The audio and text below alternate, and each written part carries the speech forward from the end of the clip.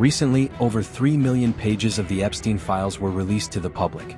And while most of the content was deeply disturbing but largely expected, something caught the crypto world completely off guard.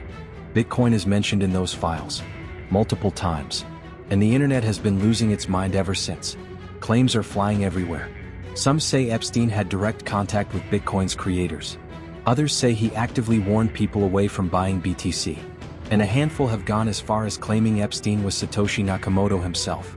Today on Web3 Verse, we are going through exactly what those files actually say about crypto, separating verified fact from viral fiction, and examining what all of it means for the industry going forward.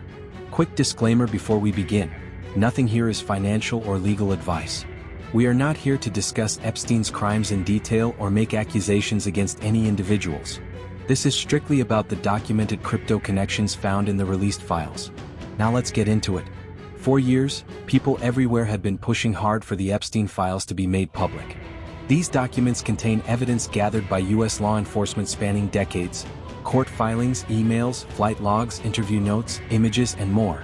Essentially anything that left a paper trail ended up in those files. It was not until November 2025 that the US government passed legislation formally requiring the Department of Justice to release everything publicly. A first batch dropped in December 2025, but it drew immediate bipartisan criticism. The number of files released was small relative to the total, and the documents were so heavily redacted they revealed almost nothing meaningful. Some pages were blacked out entirely. Then on January 30th of this year, the DOJ released over 3 million additional pages in a single drop. This was the release that changed everything, at least for the crypto world. Because buried inside those millions of pages were emails, investment records, and private conversations that tied Jeffrey Epstein directly to Bitcoin and several major crypto companies. And once crypto Twitter got hold of it, the frenzy began. Let's start with what the files actually reveal about Epstein's relationship with Bitcoin, because the timeline alone is striking. As early as June 2011, Epstein had reached out to Gavin Andresen, one of Bitcoin's most important early developers. That contact happened just 2 days before Andresen made his now famous visit to CIA headquarters to brief intelligence officials about Bitcoin. It also happened just weeks after Satoshi Nakamoto had stepped back from the project and personally handed Andresen responsibility for its continued development. Whether the timing is coincidental or not, it raises uncomfortable questions about how early government agencies were monitoring Bitcoin's growth. By 2013, Epstein was being forwarded detailed Bitcoin investment analyses alongside other wealthy tech figures including Bill Gates. The analysis described Bitcoin as having no intrinsic value driven purely by speculation, but also noted growing excitement among investors about its potential to disrupt traditional finance. Epstein was clearly paying attention. Then in 2015 came the most significant connection. Epstein helped fund MIT's digital currency initiative through donations channeled via the MIT Media Lab. This matters enormously because the DCI was directly paying the salaries of several Bitcoin core developers, the people responsible for maintaining and building Bitcoin's underlying code. The Bitcoin Foundation, which had previously funded this work, had effectively gone bankrupt.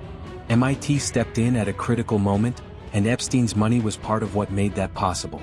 Estimates of Epstein's total contributions to the MIT Media Lab range from around $850,000 to as much as $7.5 million according to investigative journalism.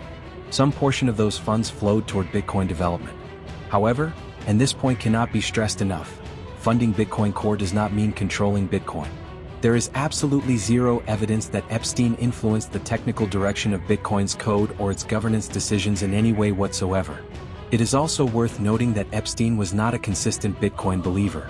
In 2014 he exchanged emails with billionaire investor Peter Thiel questioning what Bitcoin even was. And after Bitcoin's price surged in 2017, he was directly asked whether it was still worth buying. His one-word reply was simply, no. At the peak of that bull market, Bitcoin had not even reached $20,000. Make of that what you will. Now let's address the Satoshi rumor directly, because it spread faster than almost anything else connected to this story. An image circulated online showing what appeared to be a 2008 email from Epstein to Ghislaine Maxwell, claiming the Satoshi identity was a deliberate cover for something bigger. It racked up millions of views and thousands of shares. It was completely fabricated. The email does not exist anywhere in the actual DOJ files. A basic search of the official database confirms it was never there. Pure misinformation engineered to go viral, and it worked perfectly. That said, Epstein did make real documented claims in 2016 emails of having spoken with some of Bitcoin's founders, and notably he used the word founders in the plural. This was written while pitching a Sharia-compliant cryptocurrency concept to Saudi contacts. Whether he genuinely had those conversations or was simply name-dropping to appear credible, nobody can say for certain.